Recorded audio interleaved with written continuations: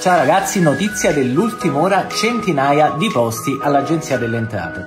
Uscito un bando per 350 funzionari giuridico-tributari. Le sedi di lavoro saranno a Roma e Milano. Per poter partecipare è necessario essere in possesso di una laurea in giurisprudenza o economia e la domanda è da presentarsi entro il 22 maggio. Il concorso prevede un'unica prova scritta divisa in due parti. La prima parte, in italiano, sulle materie oggetto del bando come diritto civile e commerciale, diritto tributario, diritto amministrativo. La seconda parte in inglese, sempre con domande a scelta multipla su casi pratici di diritto tributario.